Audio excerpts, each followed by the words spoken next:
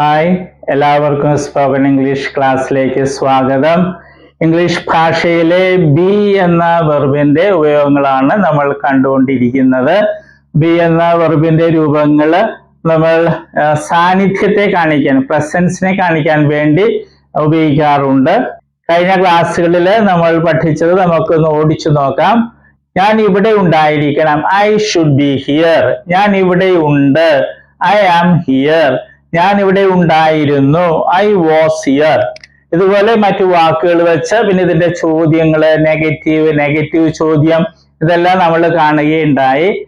ഇന്ന് നമ്മൾ കാണുന്നത് ഞാൻ ഇവിടെ ഉണ്ടായിരിക്കും. ഞാൻ ഇവിടെ ഉണ്ടായിരിക്കും. ഇത് നമ്മൾ എങ്ങനെ ഉണ്ടാക്കും? ബേസ് ഫോമായ ബിയുടെ മുന്നില് വിൽ വെച്ചാൽ മതി. ഉണ്ടായിരിക്കുക, ബേസ് ഫോമില് ബിയുടെ അർത്ഥം എന്താണ്? ഉണ്ടായിരിക്കുക. അപ്പൊ വിൽ ബി എന്ന് പറയുമ്പോൾ അതിന്റെ അർത്ഥം ഉണ്ടായിരിക്കും. നമുക്ക് മലയാളത്തിൽ ഇത് ഒരു വാക്കാണ്, ഒരു വാക്കേ ഉള്ളൂ. ഇംഗ്ലീഷിൽ രണ്ട് വാക്കുകളാണ്, വിൽ ബി, രണ്ട് വാക്കുകളുണ്ട്. അതിന്റെ അർത്ഥമാണ് ഉണ്ടായിരിക്കും. ഞാൻ ഇവിടെ ഉണ്ടായിരിക്കും, ഞാൻ ഇവിടെ ഉണ്ടായിരിക്കും. I will be here, I will be here. ഞാൻ ഇവിടെ ഉണ്ടായിരിക്കും. ഞാനിവിടെ ഉണ്ടായിരിക്കും എന്ന് പറയുമ്പോൾ നമ്മുടെ സാന്നിധ്യം, എന്റെ സാന്നിധ്യം അല്ലെ, അതാണ് കാണിക്കുന്നത്. സിംഗുലറിനും പ്ലൂറലിനും ഒന്ന് തന്നെയാണ് ഉപയോഗിക്കുന്നത്. ഇവിടെ നോക്കുക, ഐ, ഞാൻ, വി, ഞങ്ങൾ, യു, നീ, നിങ്ങൾ, താങ്കൾ, അങ്ങ് എല്ലാം ഹി, അവൻ സിംഗുലർ ആണ്, പക്ഷെ ഇത് തന്നെ ഉപയോഗിക്കുള്ളൂ. ഷീ, അവൾ സിംഗുലർ ആണ്. ദേ, അവർ പ്ലൂറൽ ആണ്. ഇത് എല്ലാറ്റിനും വിൽ ബി തന്നെയാണ്, അതുകൊണ്ട് എളുപ്പമായി. ഓക്കെ, നമുക്ക് നോക്കാം. I will be here, I will be here, I will be here. ഞാൻ ഇവിടെ ഉണ്ടായിരിക്കും. I will be there. ഞാൻ അവിടെ ഉണ്ടായിരിക്കും. I will be in the classroom. ഞാൻ ക്ലാസ് റൂമിൽ ഉണ്ടായിരിക്കും. I will be in the house. ഞാൻ വീട്ടിൽ ഉണ്ടായിരിക്കും. ഇനി we വെച്ച് അതിന്റെ അർത്ഥം ഞങ്ങൾ അല്ലെങ്കിൽ നമ്മൾ. We will be here, we will be here, we will be here. ഞങ്ങൾ ഇവിടെ ഉണ്ടായിരിക്കും. We will be there. ഞങ്ങൾ അവിടെ ഉണ്ടായിരിക്കും. We will be in the classroom. ഞങ്ങൾ ക്ലാസ് റൂമിൽ ഉണ്ടായിരിക്കും. We will be in the house. ഞങ്ങൾ വീട്ടിൽ ഉണ്ടായിരിക്കും. You, നീ അല്ലെങ്കിൽ നിങ്ങൾ, താങ്കൾ, അങ്ങ്, അവിടുന്ന്, എല്ലാറ്റിനും ഇംഗ്ലീഷിലെ യു എന്ന് തന്നെ പറയുക. You will be here. നീ ഇവിടെ ഉണ്ടായിരിക്കും. You will be there. നീ അവിടെ ഉണ്ടായിരിക്കും. You will be in the classroom. നീ ക്ലാസ് റൂമിൽ ഉണ്ടായിരിക്കും. You will be in the house. നീ വീട്ടിൽ ഉണ്ടായിരിക്കും. അടുത്തത് ഹി, അവൻ, അയാൾ, അദ്ദേഹം, ലാറ്റിൻ ഇംഗ്ലീഷിലെ ഹി ആണ്. സിംഗുലർ ആണെങ്കിൽ ഇത് തന്നെ ഉപയോഗിക്കുന്നത്. He will be here. അവൻ ഇവിടെ ഉണ്ടായിരിക്കും. He will be there. അവൻ അവിടെ ഉണ്ടായിരിക്കും. He will be in the classroom. അവൻ ക്ലാസ് റൂമിൽ ഉണ്ടായിരിക്കും. He will be in the house. അവൻ വീട്ടിൽ ഉണ്ടായിരിക്കും. She, ഇതും സിംഗുലർ ആണ്. അവൾ ഒരാളല്ലേ ഉള്ളൂ. She will be here. അവൾ ഇവിടെ ഉണ്ടായിരിക്കും. She will be there. അവൾ അവിടെ ഉണ്ടായിരിക്കും. She will be in the classroom. അവൾ ക്ലാസ് റൂമിൽ ഉണ്ടായിരിക്കും. She will be in the house. അവൾ വീട്ടിൽ ഉണ്ടായിരിക്കും. അടുത്തത് they എന്ന് വെച്ചാൽ അവർ അല്ലെങ്കിൽ ഇവർ. ഇത് പ്ലൂറൽ ആണ് അല്ലേ. They will be here. അവർ ഇവിടെ ഉണ്ടായിരിക്കും. They will be there. അവർ അവിടെ ഉണ്ടായിരിക്കും. They will be in the classroom. അവർ ക്ലാസ് റൂമിൽ ഉണ്ടായിരിക്കും. They will be in the house. അവർ വീട്ടിൽ ഉണ്ടായിരിക്കും. ഒരു കാര്യം ശ്രദ്ധിക്കുക, ഹീക്ക് പകരം നമുക്ക് ആരെങ്കിലും പേരൊക്കെ പറയാം. Raju will be here. Raju ഇവിടെ ഉണ്ടായിരിക്കും. ഷീക്ക് പകരം ഏതെങ്കിലും സ്ത്രീകളുടെ പേര് പറയാം. Sita will be here. Sita ഇവിടെ ഉണ്ടായിരിക്കും. അതുപോലെ തന്നെ ദേയ്ക്ക് പകരം ഏത് പ്ലൂറൽ വേണമെങ്കിലും വഹിക്കാം. എന്റെ കൂട്ടുകാർ ഇവിടെ ഉണ്ടായിരിക്കും. My friends will be here. My friends will be here. Okay, അടുത്തതായിട്ട് നമുക്ക് ഇവ വെച്ച് നോക്കാം. ഇത് കണ്ടതുപോലെ തന്നെയാണ് ഇവയെ ഉപയോഗിക്കുന്നത്. I will be with me. ഞാൻ എന്റെ കൂടെ ഉണ്ടായിരിക്കും. അർത്ഥമില്ലാത്ത വാചകമാണ്, അത് നമ്മൾ ഉപേക്ഷിക്കുന്നു. I will be with us. ഞാൻ ഞങ്ങളുടെ കൂടെ ഉണ്ടായിരിക്കും. അർത്ഥമില്ലാത്തൊരു വാചകം, അത് നമ്മൾ ഉപേക്ഷിക്കുകയാണ്. അപ്പൊ ഇത് ശ്രദ്ധിക്കണം. വാചകം ഉണ്ടാക്കുമ്പോൾ അർത്ഥമുള്ള വാചകങ്ങൾ ഉണ്ടാക്കാൻ നമ്മൾ പഠിക്കണം. I will be with you. ഞാൻ നിന്റെ കൂടെ ഉണ്ട്. I will be with you. ഞാൻ നിന്റെ കൂടെ ഉണ്ടായിരിക്കും. I will be with him. ഞാൻ അവന്റെ കൂടെ ഉണ്ടായിരിക്കും. I will be with her. ഞാൻ അവളുടെ കൂടെ ഉണ്ടായിരിക്കും. I will be with them. ഞാൻ അവരുടെ കൂടെ ഉണ്ടായിരിക്കും. I will be with the children. ഞാൻ കുട്ടികളുടെ കൂടെ ഉണ്ടായിരിക്കും.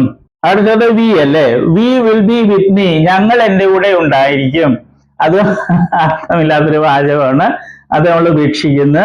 We will be with us, ഞങ്ങൾ ഞങ്ങളുടെ കൂടെ ഉണ്ടായിരിക്കും, അത് മീനിങ്ലെസ് ആണ് അല്ലേ. We will be with you, ഞങ്ങൾ നിന്റെ കൂടെ ഉണ്ടായിരിക്കും. We will be with him, ഞങ്ങൾ അവന്റെ കൂടെ ഉണ്ടായിരിക്കും. We will be with her, ഞങ്ങൾ അവളുടെ കൂടെ ഉണ്ടായിരിക്കും. We will be with them, ഞങ്ങൾ അവരുടെ കൂടെ ഉണ്ടായിരിക്കും. We will be with the children, ഞങ്ങൾ കുട്ടികളുടെ കൂടെ ഉണ്ടായിരിക്കും. അടുത്തത് യു എച്ച് അല്ലേ, you will be with me, നീ എൻ്റെ കൂടെ ഉണ്ടായിരിക്കും. You will be with us, നീ ഞങ്ങളുടെ കൂടെ ഉണ്ടായിരിക്കും. You will be with you, നീ നിന്റെ കൂടെ ഉണ്ടായിരിക്കും. അർത്ഥമില്ലാത്തൊരു വാചകമാണ്, അത് നമ്മൾ ഉപേക്ഷിക്കാൻ. You will be with him, നീ അവന്റെ കൂടെ ഉണ്ടായിരിക്കും. You will be with her, നീ അവളുടെ കൂടെ ഉണ്ടായിരിക്കും. You will be with them, നീ അവരുടെ കൂടെ ഉണ്ടായിരിക്കും. You will be with the children, നീ കുട്ടികളുടെ കൂടെ ഉണ്ടായിരിക്കും. അതുപോലെ ഹി, അവൻ, അയാൾ, അദ്ദേഹം അല്ലേ. He will be with me, അയാൾ എൻ്റെ കൂടെ ഉണ്ടായിരിക്കും. He will be with us, അയാൾ ഞങ്ങളുടെ കൂടെ ഉണ്ടായിരിക്കും. He will be with you, അദ്ദേഹം നിന്റെ കൂടെ ഉണ്ടായിരിക്കും. He will be with him, അവൻ അയാളുടെ കൂടെ ഉണ്ടായിരിക്കും.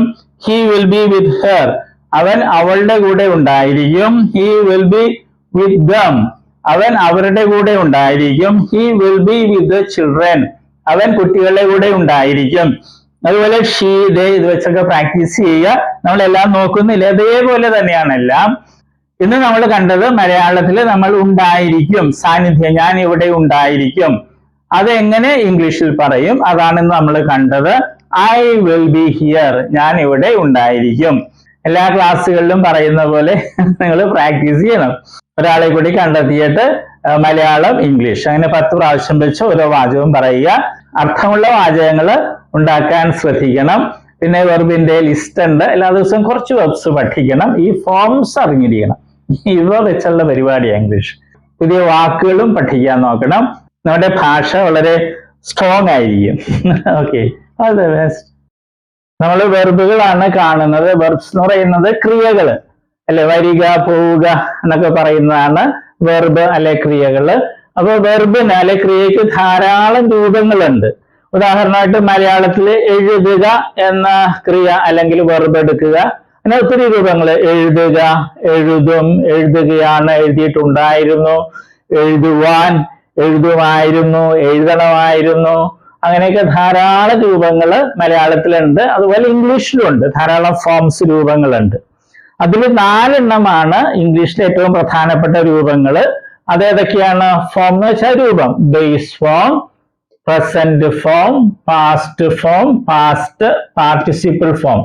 ഈ 4 രൂപങ്ങളാണ് ഏറ്റവും പ്രധാനപ്പെട്ടത്. കാരണം ഇംഗ്ലീഷില് എല്ലാ ടെൻസ് എന്ന് പറയുന്നത് അത് മറ്റൊക്കെ ഉണ്ടാക്കുന്നത് ഈ 4 എണ്ണത്തില് ഏതെങ്കിലുമൊക്കെ ഉപയോഗിച്ചാണ് ടെൻസും മറ്റും ഉണ്ടാക്കുന്നത്. അപ്പൊ ഈ 4 എണ്ണം അറിഞ്ഞിരിക്കണം, എങ്കിലേ ഇംഗ്ലീഷ് സംസാരിക്കാനും എഴുതാനൊക്കെ സാധിക്കുകയുള്ളൂ. നമ്മൾ ഉദാഹരണമായിട്ട് നമ്മൾ ബേസ് ഫോം അല്ലേ, ഉദാഹരണമായിട്ട് റൈറ്റ് എന്ന വെർബ് എടുക്കുന്നു. അതിന്റെ അർത്ഥം എന്താണ്? എഴുതുക. പ്രസന്റ് ഫോമില് റൈറ്റ് ഉണ്ട്, റൈറ്റ്സും ഉണ്ട്. ഇത് പ്ലൂറൽ ആണ്, ഇത് സിംഗുലർ ആണ്. ഇതിന്റെ അർത്ഥം എന്താണ്? എഴുതാറുണ്ട് അല്ലെങ്കിൽ എഴുതുന്നു. ഇത് രണ്ടുപേരെ അർത്ഥം മലയാളത്തില്. പല കുട്ടികളും പ്രസന്റ് ഫോമിൽ ചോദിക്കുമ്പോൾ അവര് എഴുതുക എന്ന് പറയും. അത് തെറ്റാണ്. ഈ പ്രസന്റ് ഫോമില് റൈറ്റിന്റെ അർത്ഥം എഴുതാറുണ്ട് എന്നുള്ളതാണ്. എഴുതുക എന്നുള്ളത് ബേസ് ഫോമാണ്. ഇത് ഒത്തിരി പേര് തെറ്റായിട്ട് സ്കൂളിൽ പഠിച്ചിട്ടുണ്ട്. പാസ്റ്റ് ഫോമില് അതിന്റെ അർത്ഥം എന്താണ്? വാക്ക് എന്താണ്? റോട്ട്. അതിന്റെ അർത്ഥം എഴുതി എന്നുള്ളതാണ്. പിന്നെ പാസ്റ്റ് പാർട്ടിസിപ്പിൾ ഫോം ഉണ്ട്, അതിന്റെ റൈറ്റിൻ്റെത് റിട്ടൺ എന്നുള്ളതാണ് ആ ഫോം. അതിന് പല അർത്ഥങ്ങളുണ്ട്, മാറി മാറി വരും.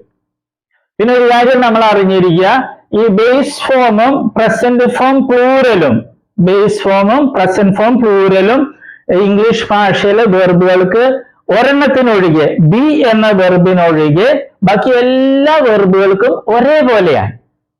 സ്പെല്ലിങ്ങും ഉച്ചാരണമൊക്കെ ഒരേപോലെ തന്നെയാണ്. ഏത്? ബേസ് ഫോമും പ്രസന്റ് ഫോം പ്ലൂറലും. അർത്ഥം വ്യത്യാസമുണ്ട്. ബേസ് ഫോമിൽ എഴുതുക എന്നുള്ളതാണ് റൈറ്റ് എന്ന് പറയുമ്പോൾ, പ്രസന്റ് ഫോമിൽ റൈറ്റ് എന്ന് പറയുമ്പോൾ എഴുതാറുണ്ട് എന്നുള്ളതാണ്. ഇംഗ്ലീഷ് ഭാഷയിൽ 1,70,70,000 വെർബുകൾ, ക്രിയകളുണ്ട്. അപ്പൊ അതില് ഈ വെർബ് ഒഴിച്ച് ബി എന്നൊരു വെർബ് ഉണ്ട് ഇംഗ്ലീഷില്. അത് ഒഴിച്ച് ബാക്കി എല്ലാ വെർബുകളുടെയും ബേസ് ഫോമും പ്രസന്റ് ഫോം പ്ലൂറലും ഒരേപോലെ, ഒരേ സ്പെല്ലിംഗ്, ഒരേ ഉച്ചാരണം.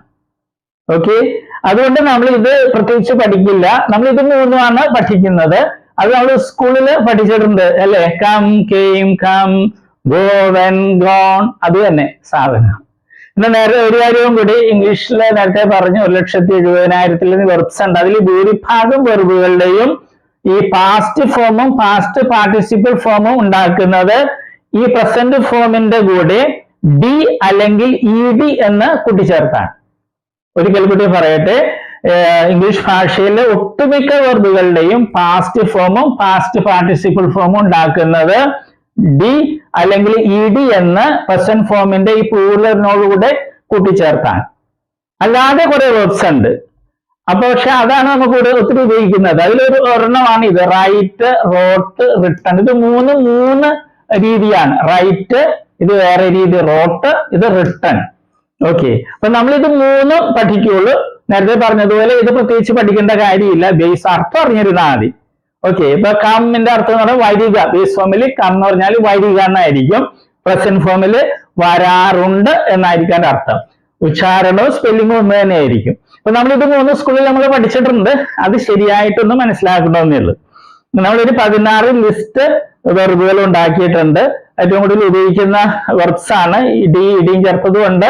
പിന്നെ ഈ പ്രത്യേകതയുള്ള വെർബ്സും ഉണ്ട്. അത് നമ്മൾ പഠിക്കണം. വെർബുകളുടെ ലിസ്റ്റിലെ 10ാമത്തെ ലിസ്റ്റാണ് നമ്മൾ ഇന്ന് കാണുന്നത്. വെർബുകളിലെ ഏറ്റവും പ്രധാനപ്പെട്ട 4 ഫോംസ് ആണ് ഇംഗ്ലീഷില്: base form, present form, past form, past participle form. പക്ഷെ നമ്മൾ പഠിക്കുമ്പോൾ 3 പഠിക്കുകയുള്ളൂ: പ്രസന്റ് ഫോമും പാസ്റ്റ് ഫോമും പാസ്റ്റ് പാർട്ടിസിപ്പിൾ ഫോമും. കാരണം ബേസ് ഫോമും പ്രസന്റ് ഫോം പ്ലൂറലും ഒരേപോലെയാണ് ഇരിക്കുന്നത്. സ്പെല്ലിങ്ങും ഉച്ചാരണവും അർത്ഥം വ്യത്യാസമുണ്ട്. പിന്നെ മറ്റൊന്ന് പ്രസന്റ് ഫോമില് പ്ലൂറലും ഉണ്ട്, സിംഗുലറും ഉണ്ട്. അപ്പൊ ആദ്യം എഴുതിയിട്ടുള്ളത് പ്ലൂറലാണ്, സിംഗുലർ ആണ് രണ്ടാമത്. സാറിന് എസ് ഉണ്ടാവും, അല്ലെങ്കിൽ IES എന്നൊക്കെ ഉണ്ടാവും.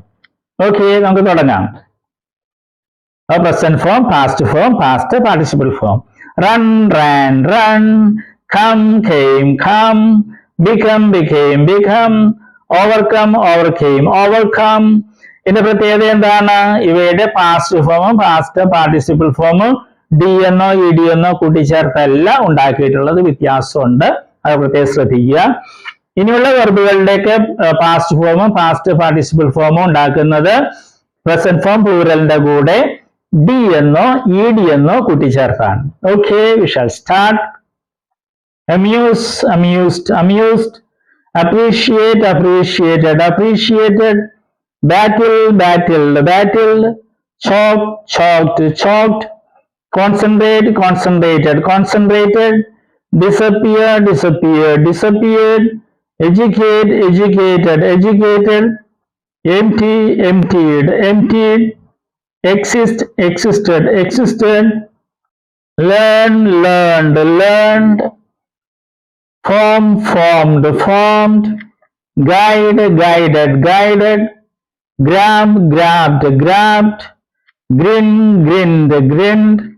Divide, divided, divided. Enter, entered, entered. Lick, licked, licked.